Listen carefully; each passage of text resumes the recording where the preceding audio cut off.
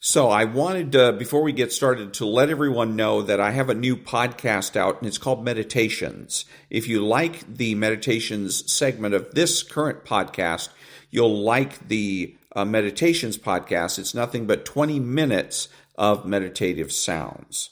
And now, on with the podcast. Americans love scenery. We want to see it all, from one coast to the next, Mount Rushmore down to the Everglades. So hop into a Chevy Malibu and take the scenic route. It's the car you knew America could build. There's a place where people count on friendships they can trace back generations, where they can count on the same stool at the coffee shop waiting for them every morning. This place is called Glen Ellen, and you can find it in every bottle of Glen Ellen wine. This is craft brewed Herman Joseph's, the smoothest, easiest drinking specialty beer in the entire solar system. And I believe you'll find drinkable in the dictionary right after don't order a beer you can't drink. Zoingo! Boingo! The freestyle pogo with more boing, more bounce. Bounce further, bounce higher with Zoingo Boingo. To see what makes Arrowhead Mountain Spring water different from those other waters, you have to go back to the source. And with Arrowhead, that means going back a little farther and longer than most. Between security challenged and security strengthened, there's one important word: how. And it is the how that makes all the difference to our nation and our world. Lockheed Martin. We never forget who we're working for. What makes Kraft Singles so good?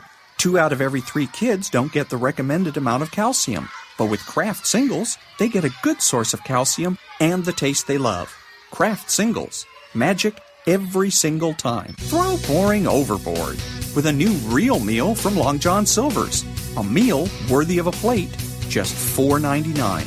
Only at Long John Silver's. We may not all be geniuses, but we can all do something smart. Introducing the Hyundai 199 Sonata Lease. It's a smart deal on a really smart car.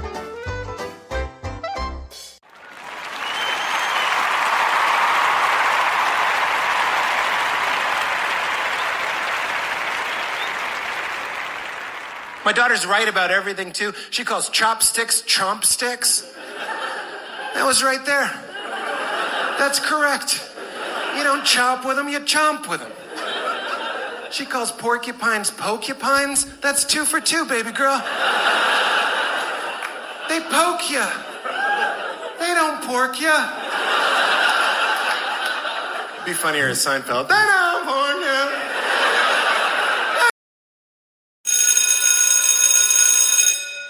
Good morning. It's Thursday, Gaslighting Thursday, May the 29th, and this is The True Conservative. Welcome to all the butchers, bakers, and candlestick makers out there. I'm Ron, your host, and the only true conservative in the United States today. So today, after the Serenity Prayer and the patriotic song of the day, we will have the headlines, patriotic shorts, motivation, Bishop Barron, Ayn Rand, and gaslighting. All that and more when I get back.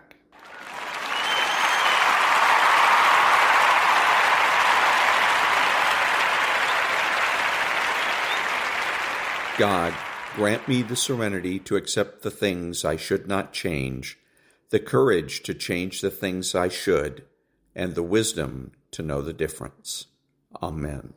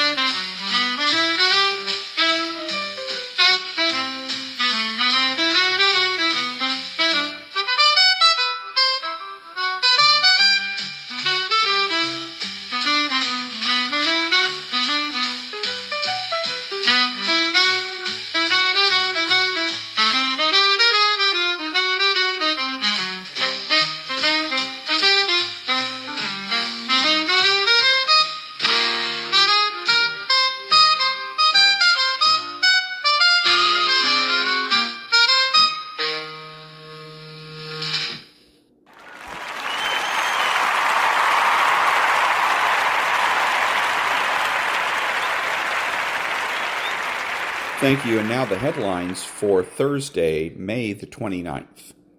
27-hour stalemate as Mormons knock on door of Jehovah's Witnesses. Elon Musk was paid a grand total of $0 for all of the work he has done for every American. Secretary of State Marco Rubio announced the U.S. will begin revoking visas of Chinese students tied to the Chinese Communist Party or studying in sensitive fields. With ban on international students, Harvard forced to begin accepting students from Ohio. My stepsister ran a surrogacy racketeering ring and just got 2 years in prison. Federal judge says attempted deportation of anti-Israel ringleader Mahmoud Khalil may be unconstitutional. President Trump is picking up right where he left off with a strong commitment to expand the Abraham Accords and help bring peace to the Middle East, with countries like Saudi Arabia expected to sign on to the accords soon.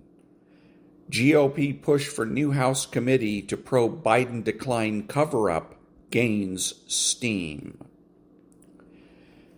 Wednesday beat estimates for fourth quarter revenue as its focus on reviving sales at its Michael Kors brand with new designs helped bring back shoppers. And those are the headlines for Thursday, May the 29th. Back in a minute.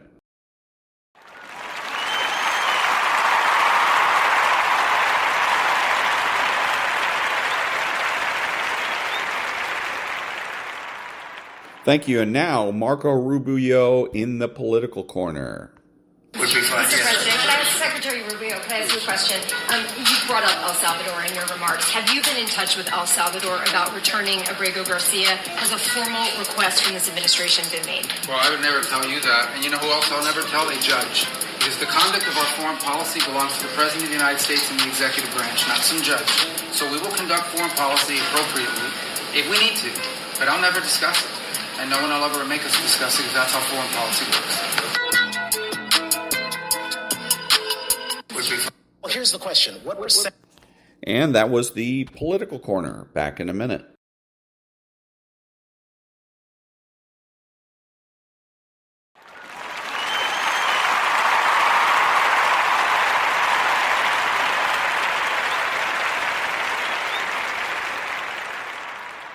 Thank you. And now the patriotic short.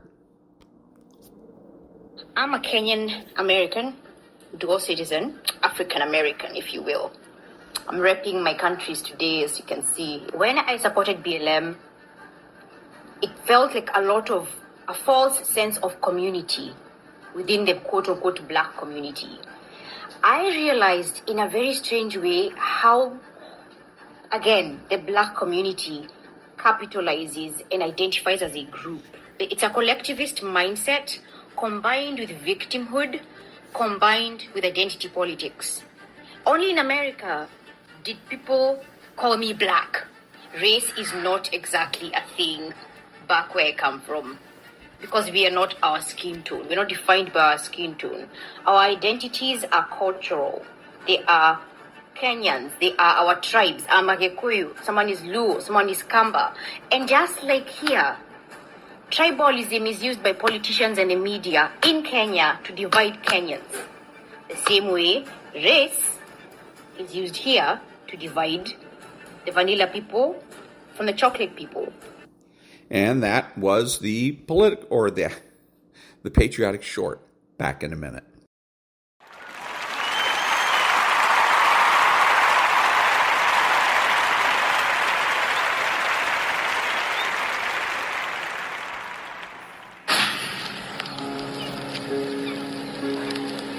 You know what I hear? I hear the clock ticking. Time waits for no man. Life goes by, and it goes by quick. Don't waste those years. Don't waste them. Live them. Back off? Negative. Not happening. In fact, I'm stepping it up. Negative. Not happening. In fact, I'm stepping it up. no complacency.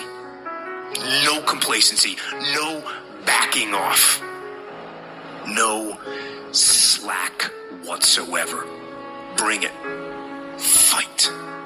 Fight that ticking clock with everything you got. And the earlier you get in the game and get on track, the better life you're going to have. Healthier, wealthier, stronger, smarter, better. Go through the motions. I don't really want to work out. I work out. Don't really want to get up and get out of bed. I get up and get out of bed. Don't give in to the immediate gratification that is whispering in your ear. The desire to take the path of least resistance, the downhill path, the easy path. Shut that down. Do not listen to that little voice. Instead, go through the motions. Lift the weights. Sprint the hill. Get out of bed. Get things done. And by simply going through the motions, you stayed on the righteous path, the disciplined path, which is right where you know that you belong. If you grind on Monday, and you grind on Tuesday, and you grind on Wednesday, but you chill on Thursday, and you chill on Friday, and they grind on Thursday, and they grind on Friday, sooner or later they're going to catch you. I told every kid in America that tell me they coming for me, you're going to work hard for it. Because I'm going to find out what the benchmarks are. I'm going to reach the benchmarks, and I'm going to sell that thing. You will not outwork me. I'm going to grind. I'm going to fight. I'm going to work. I'm going to press toward. I'm going to do everything in my power every single day to become a victor and not a victim. This is the part where life demands that you make a vow, come hell or high water, that you're willing to pay the price, where you earn your spot with effort, with sweat, with blood, with tears. It's time to test your will, your endurance, your heart, to test your limits. And that was motivation. Winner, winner, chicken dinner. Back in a minute.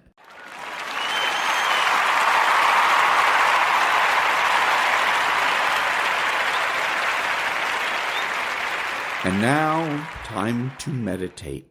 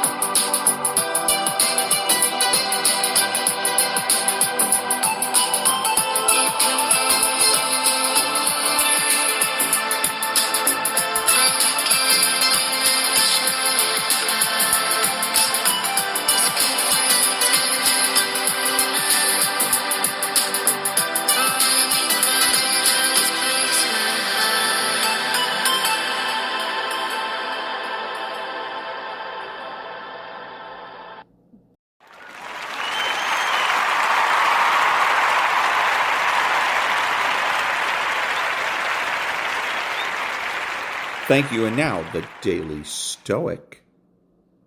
Dealing with haters. What if someone despises me? Let them see to it. But I will see to it that I won't be found doing or saying anything contemptible. What if someone hates me? Let them see to that.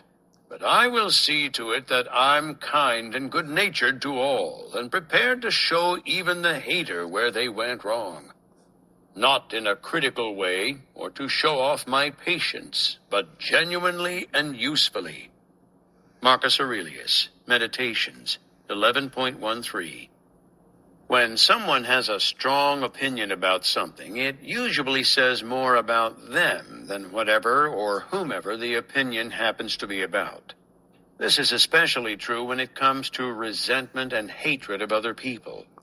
It is a sad irony that the prejudiced often harbor secret attractions to those they so publicly hate. For this reason, the Stoic does two things when encountering hatred or ill opinions in others. They ask, is this opinion inside my control? If there is a chance for influence or change, they take it. But if there isn't, they accept this person as they are, and never hate a hater. Our job is tough enough already. We don't have time to think about what other people are thinking, even if it's about us. And that was the Daily Stoic. And now, His Excellency Bishop Robert Barron. The more you walk the path of Christ, the more you will be opposed. You know that, don't you? And people say, what do you mean I'm going to be opposed? Well, just wait. You'll find out. If you're consistently on the path of Christ, trust me, they will come out after you. You know that line from Churchill I've quoted many times? Never trust a man who has no enemies. That means he stands for nothing. Dead right, it seems to me. It's right in the political world that Churchill was in, but it's even more correct in the spiritual world. Never trust someone who is not being opposed. That means almost certainly he's not walking the path of... And that was His Excellency Bishop Robert Barron. Back in a minute.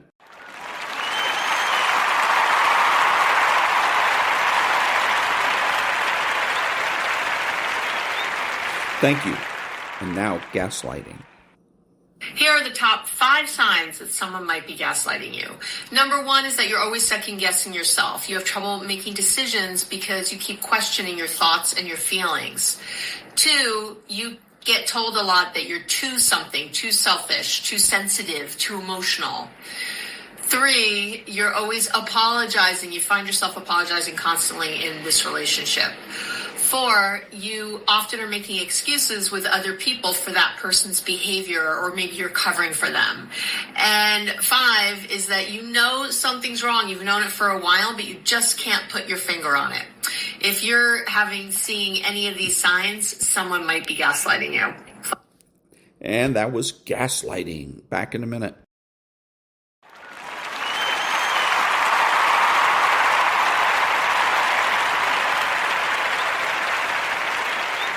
Thank you, Maria Then Stu. The Clayman Countdown on Fox Business. Invested in you. Welcome back. We're 30 minutes away from the opening bell for a Thursday. Markets are mostly higher this morning, although off of the best levels of the morning. Let's get some final thoughts from this all-star panel. Mark Tepper. Well, thank you to Elon Musk for all of his contributions to Doge. Critics might say that they only saved $160 billion, but you got to start somewhere. And I assure you, forevermore, government spending will be under the microscope going forward. There's no doubt he did an excellent job. Wonderful job. And his team as well. Mahek Cook.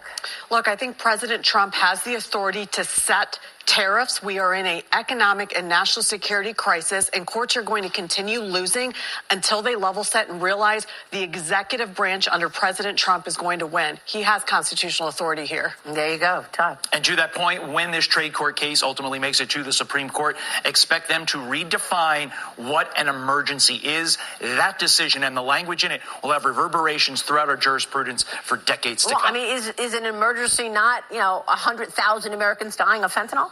Correct. That's an emergency. For $971 billion in terms of trade deficits? Yeah. Unbelievable. All right, thanks, everybody. Todd Pyro, Mehak Cook, and Mark Tepper, great to see you all. Thanks for joining us. I'll see you tomorrow live from Simi, California. Varney and Company picks it up. Stu, take it away. Good morning, Maria. Good morning, everyone. You can tell that tariff news can move the market. Look what happened when the U.S. International Trade Court said the president does not have the authority to impose reciprocal tariffs. That means those tariffs will be taken off. It's like the tariff pauses that rallied the market in the past. The market is rallying again now. Tariffs remain on auto, steel, and aluminum, but those reciprocals, they are invalid. The Dow was up 500 points earlier. It's still up, but only 77 points. S&P up 43. The big gain is on the NASDAQ, and here's why. Look at NVIDIA, another reason for the rally. A stellar performance in their earnings report. AI is alive and well. The whole tech sector is doing well this morning. NVIDIA is up $7. That is a whopping 5%. Little change for Bitcoin this morning, hold around $108,000 a coin. Interest rates are higher. The yield on the 10-year Treasury has moved, actually it's just below the 4.5% level now. The 2-year right at 4%. No, sorry, below 4%, back to 3.98. Politics. Chastise Elon Musk ends his days as government disruptor-in-chief.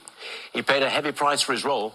The Tesla brand was trashed, vehicles burned, and sales plummeted. He leaves with some disappointment.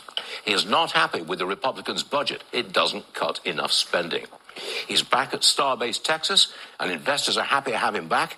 The stock is up by a half since he announced his return to rocket science. The stock is up $8 this morning. That is 2.2%.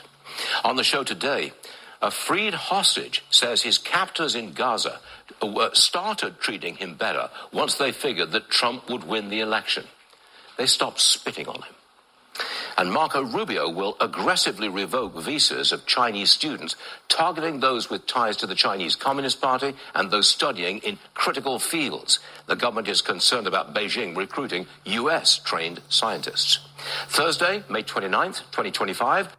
And that was Stuart Varney and Maria Bartiromo. And again, Stuart Varney gets it wrong. He knows he's doing it wrong, but he does it because it's profitable. Doing it wrong is profitable. It isn't the ruling by the court doesn't move the markets. It may move Jamie Dimon, who then moves the markets. Jamie Dimon likes the fact that the tariffs are off, so Jamie Dimon goes out and buys stock. And Jamie Dimon also likes the idea of being the man behind the curtain because then he can affect the economy and exercise authority without having to accept a commensurate level of responsibility. Stewart knows this. He doesn't say anything about it because all he cares about is profits for Fox. Non-profit news now. Back in a minute.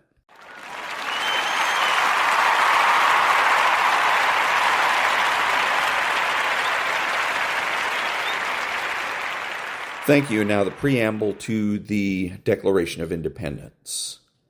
We hold these truths to be self-evident, that all men are created equal, that they are endowed by their Creator with certain unalienable rights, that among these are life, liberty, and the pursuit of happiness, that to secure these rights, governments are instituted among men, deriving their just powers from the consent of the governed. That whenever any form of government becomes destructive of these ends, it is the right of the people to alter or to abolish it, and to institute new government, laying its foundation on such principles and organizing its powers in such form as to them shall seem most likely to affect their safety and happiness. Back in a minute.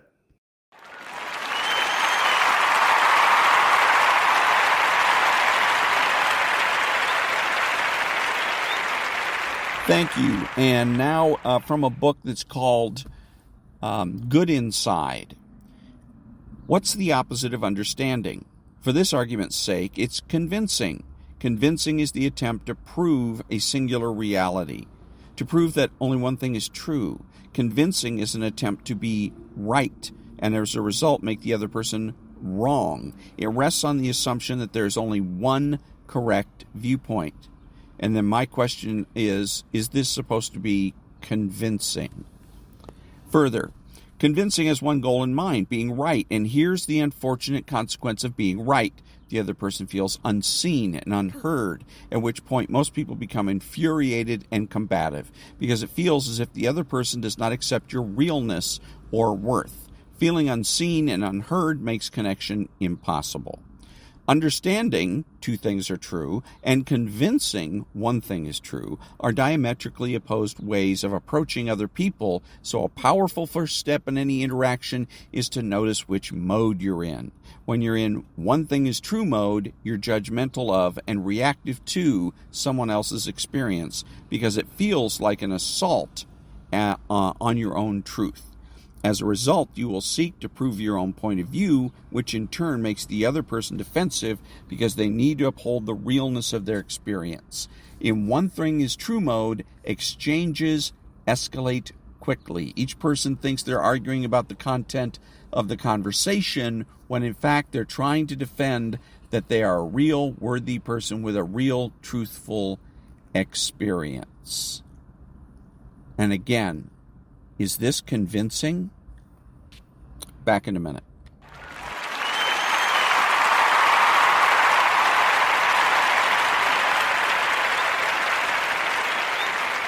Thank you.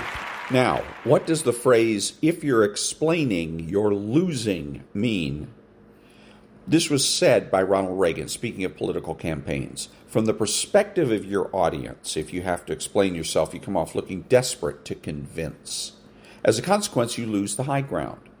From a more philosophical perspective, if you have a clear conscience and strong conviction towards the positions you take, your values, truth, and direction, you don't need the opinions or consent of others. As a consequence, you don't need to explain yourself. However, if you yourself are not convinced of the validity and truth of your position, or you can't fully justify your choices, then you continue to expel words in an attempt to create the illusion of certainty. Back in a minute.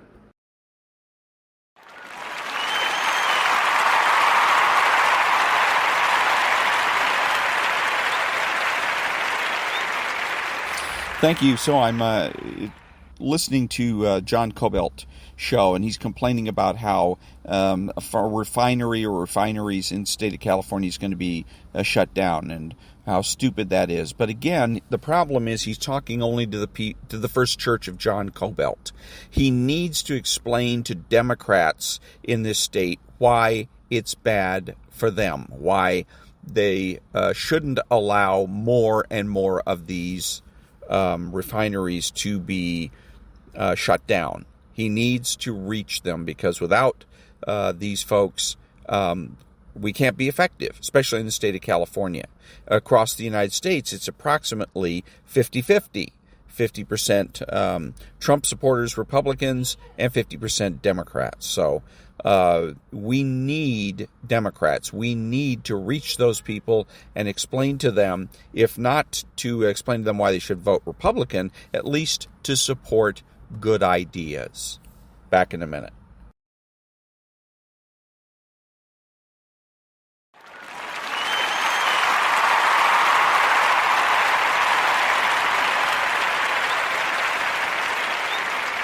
Thank you. And now from X, there's a it's actual from the account of Thomas Sowell, and he quotes Elon Musk. Quote, "They basically want to kill me because I'm stopping their fraud, and they want to hurt Tesla because we're stopping this terrible waste and corruption in the government. I guess they're bad people, and bad people will do bad things." Now, he's close to having it spot on, very close to having this very spot on. If he'd substituted, I guess, to just leave that out and say they're bad people and bad people do bad things, then he's exactly right. This is what you have to do. You got to make your moral, if not judgments, then certainly moral criticisms. And he's right. If somebody wants to kill him just because he's cutting waste out of the government, they're a bad person. If somebody wants to destroy his company simply because, he's cutting waste out of the government, that's a bad person. We've been brainwashed into believing that we are supposed to understand everybody. Remember from the book called Good Inside, where in Good Inside, the objective is to understand because there's separate realities.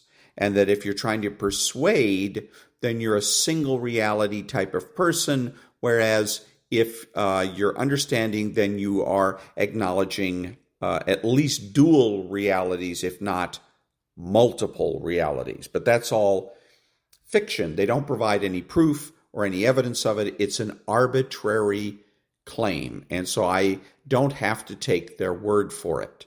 So the best thing to do is, as Elon Musk has done here, and that is make the moral and ethical criticism.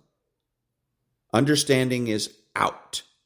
A lot of people on the radio are asking, where's the outrage? Why aren't more people outraged? Because they're too busy trying to understand.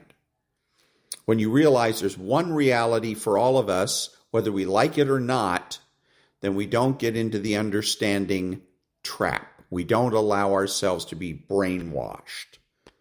So again, Elon Musk gets it right. And I am really hoping that, and this was during an interview, Thomas Sowell was quoting him when he was being interviewed by Sean Hannity. Aw shucks, Sean Hannity. And so I'm hoping that Sean Hannity will hear this and maybe it will spur something in him to change, because Sean Hannity's one of the people that's always got to understand. He's always got to psychoanalyze. Gee, why are people going out and flash mobbing stores?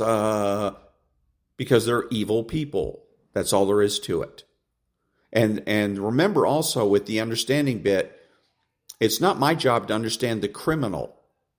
The criminal, when the criminal is prosecuted and put in prison, the criminal will have X amount of time to think to himself, why did I do that?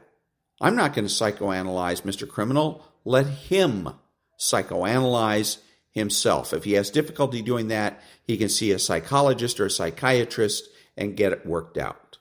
Back in a minute.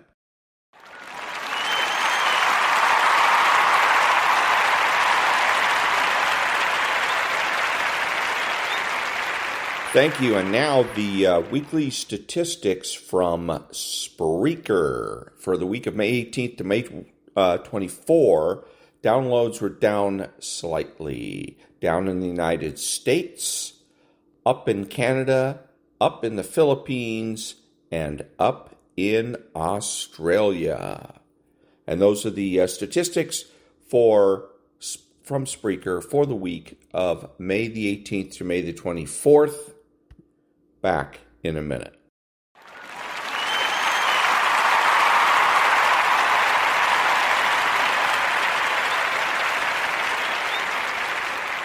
Thank you. And now this is Maria Bartiromo, Sunday morning with Futures with Maria Bartiromo. And there's the faux Maria is interviewing Dr. Oz, and he's about to give us an example of self-censorship. Well, the message for me is a very simple one. In every scenario I have seen, and I've seen, I think, most of them. There we go. Now, what's interesting is he said in every scenario, but then he quickly corrects himself and qualifies his statement. He does a double whammy. He says, I think I've seen most of them. Why? Why qualify it? Why not say in every case, and I have seen every scenario? Why not just be bold and say it that way? Because he's scared. What is he afraid of? He's afraid of the person that's going to come to him and say, oh, so you said you've seen every scenario. Well, what about this? He's afraid of getting the whatabouts, that some moron is going to come along and what about him? And that he's going to stammer and stutter and not know how to deal with that. So at some point in his life, somebody has done that to him. Oh, yeah? Well, what about this? What about that? What about the other thing? And he stammered and he stuttered and he doesn't know how to answer. He doesn't know what to say. So that's when he told himself, next time I'm going to avoid that situation by overqualifying my statement. Now, what's wrong with overqualifying the statement? You say nothing. I think I've seen most. What does that mean? Your statements lose their impact. So, again, you don't need to qualify your statements. You can come out, you don't have to. I mean, you can if you want, but you don't have to qualify your statements. You can be bold and say every time, always, forever, everybody, every time. You can do it. And when somebody comes out and says, what about this? I always say, weren't you listening? What did I just say? Shuts them up every time. Back in a minute.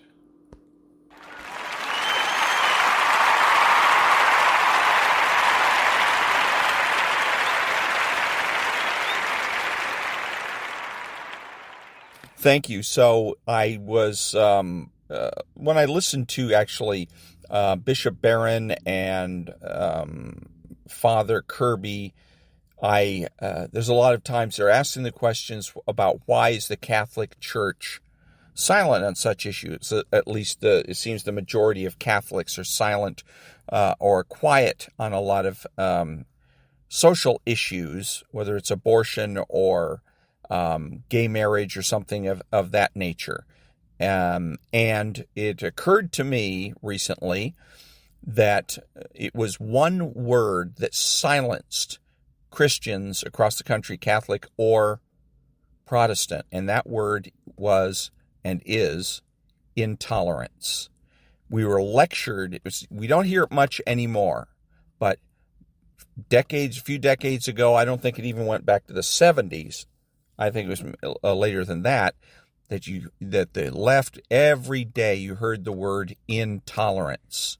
You're intolerant. You're being intolerant. It's especially Christians that were being lectured about being intolerant because they would use our faith against us. They would say, aren't you called as Christians to be tolerant? Didn't Jesus Christ call you to be tolerant? And the Catholic Church had no answer to this, if you will, attack. And so Mother Church fell silent in the face of a lot of abominations that are going on in this country and around the world. And so when I think now about why it is that so many Christians, so many conservatives are silent in the face of so much wrong or wrongdoing, I now know it's because of that one word, intolerance. Think about it. Back in a minute.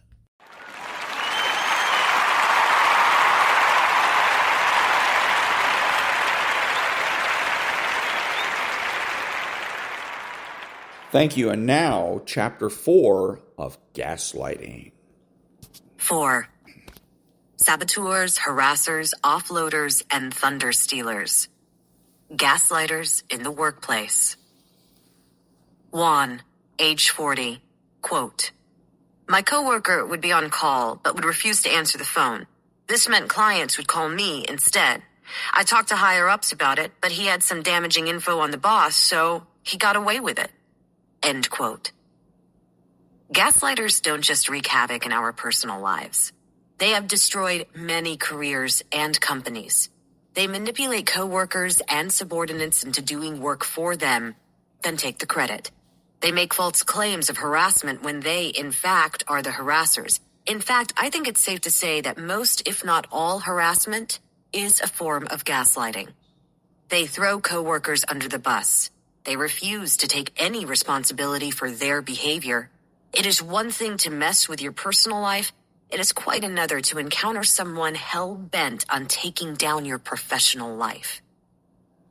As of this writing, a wave of women has come forward with charges of sexual harassment in the workplace, and they are finally being believed.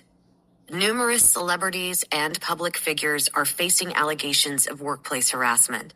In this chapter, you will learn how to identify a workplace gaslighter, protect yourself and your career, and figure out ways to avoid ever working with a gaslighter again.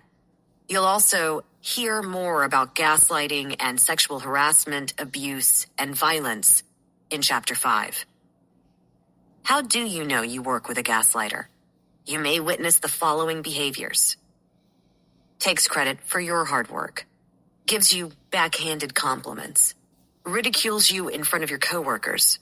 Blames everything on you. Knows your weak spot and exploits it. Actively tries to get you demoted or fired. Lies to get ahead. Seems to compete with everyone to be the best at work. Spreads gossip about you and denies doing it when you confront her. Sabotages your work. Gives you the wrong times and dates for important meetings.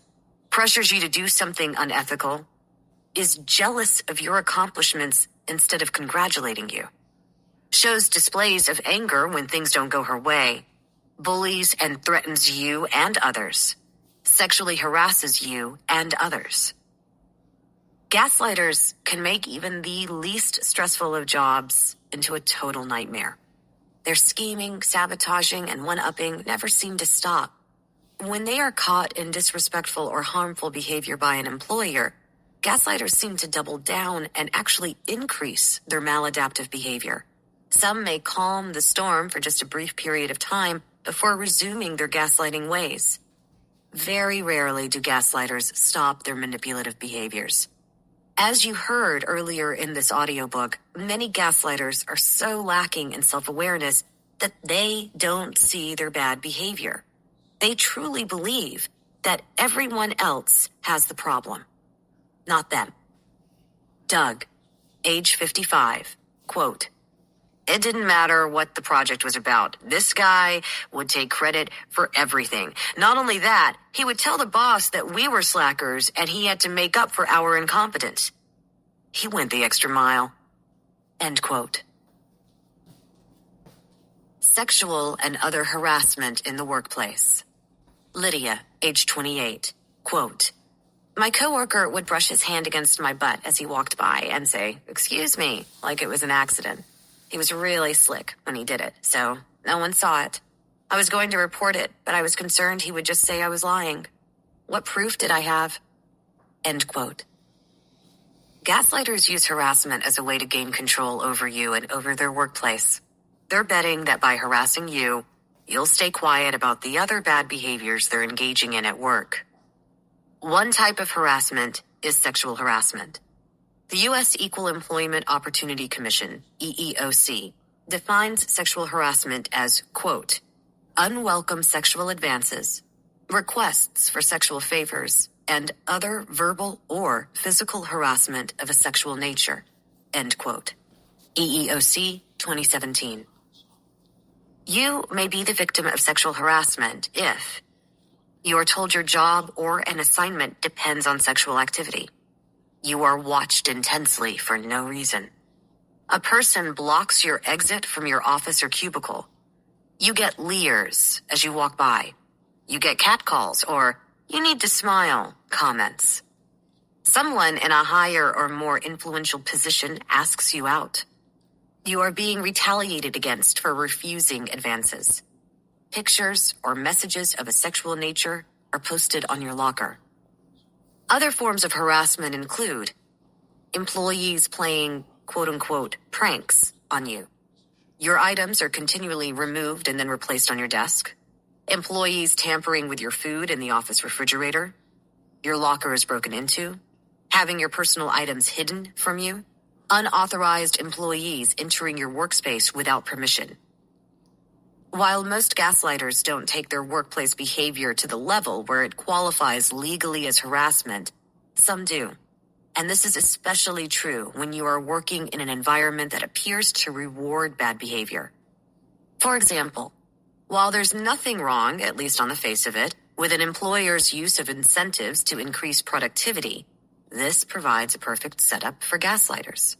They'll do whatever they feel is necessary to gain an advantage over others, and this includes devious and damaging behavior. In some areas of the business world, being ruthless earns a gaslighter respect. But this is really nothing more than fear of the gaslighter disguised as respect. In this section, we'll take a look at where aggressive work habits actually constitute harassment and the steps you can take to fight it. According to the EEOC, harassing behavior rises to the level of unlawful when an employee has to put up with the harassing behavior as a condition of staying in the job, or if the harassment is so severe or so encompassing that a reasonable person would find it intimidating, abusive, or hostile. You don't have to be the direct target of the behavior for it to qualify as harassment. If another person's behavior toward a coworker has impacted your ability to do your job or stay at your workplace of employment, you may still qualify legally as being harassed. Harassment is about power. It is about keeping you in your place. Gaslighters love to hold power over people's heads.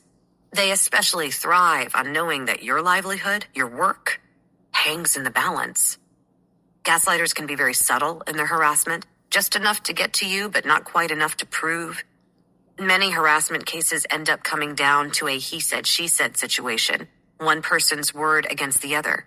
For that reason, and concerns about retaliation, many cases of harassment are never even filed, let alone resolved.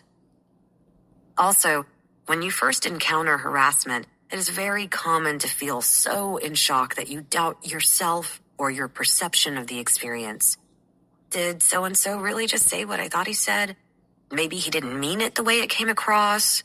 If you have lived with a gaslighter, and particularly if you were raised by one, you will be even more likely to question your sense of reality. You were trained early on to disbelieve your own eyes and ears, so of course, you automatically question your experience. Start to believe it. If it walks like harassment and talks like harassment, sexual or otherwise, it is most likely harassment. Marisol, age 36.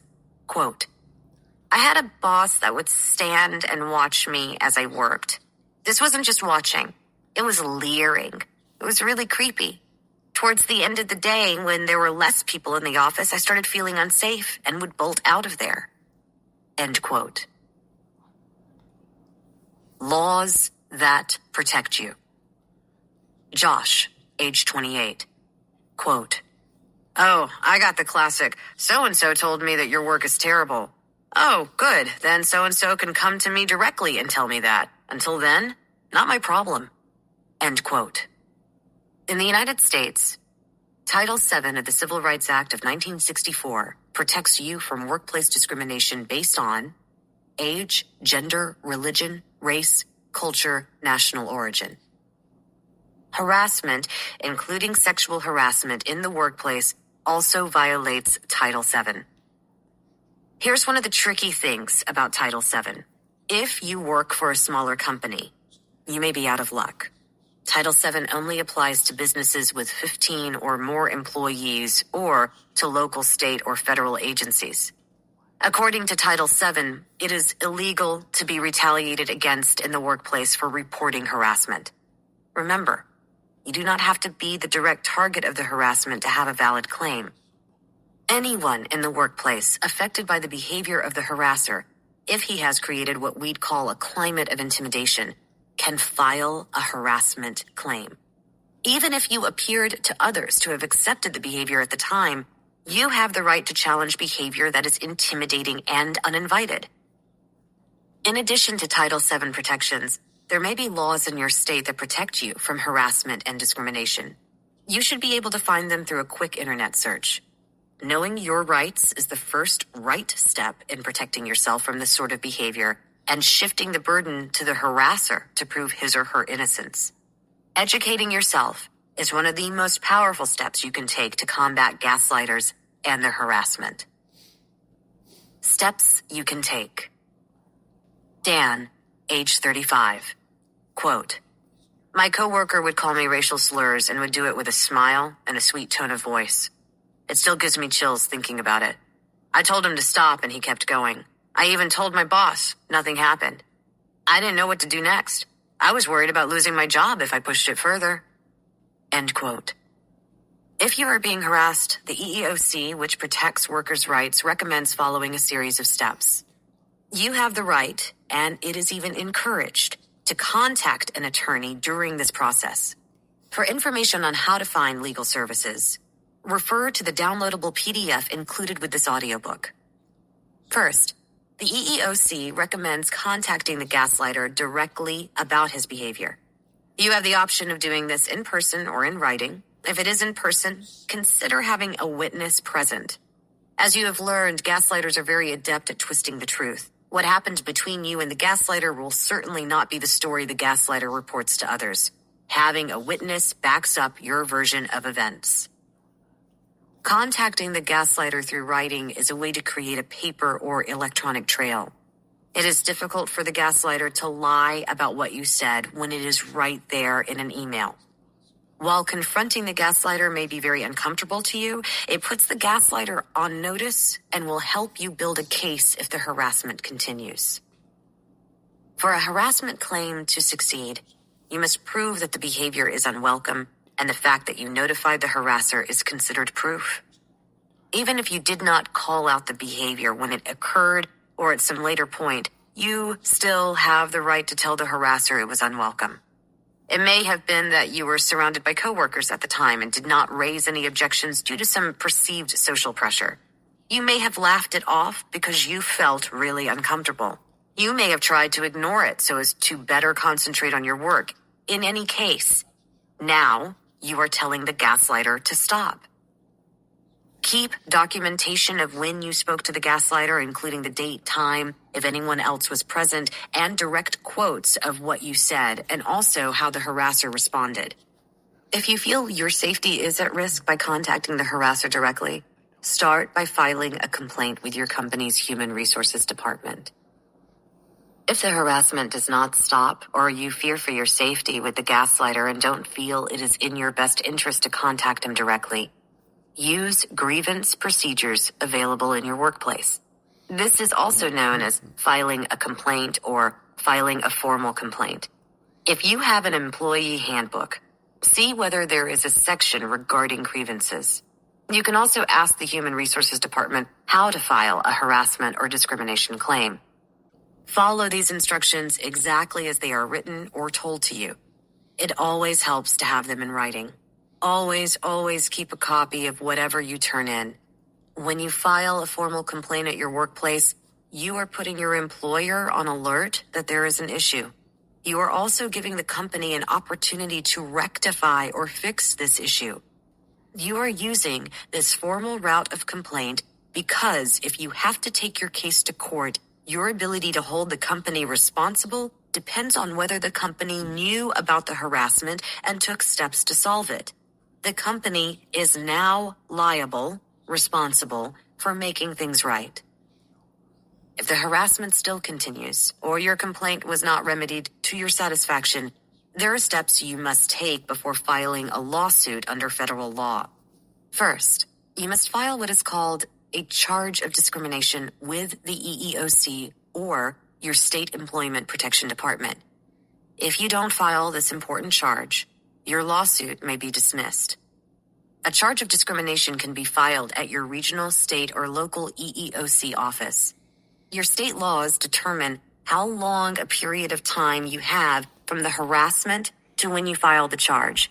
Usually, the limit is 180 days. After you file, an EEOC staff member will interview you and determine whether your employer violated Title VII. If the staff member feels your complaint has merit, she will fill out a charge of discrimination form and give it to you to read and sign.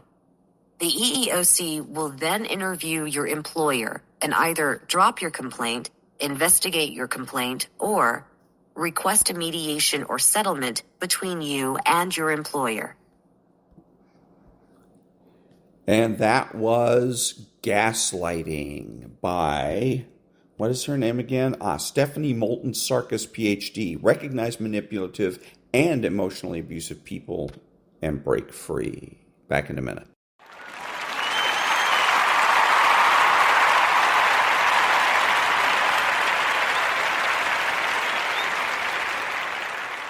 Thank you. This is Ron, your host, the only true conservative of the United States today, bidding adios to all the butchers, bakers, and candlestick makers out there and reminding you that determinism is a choice.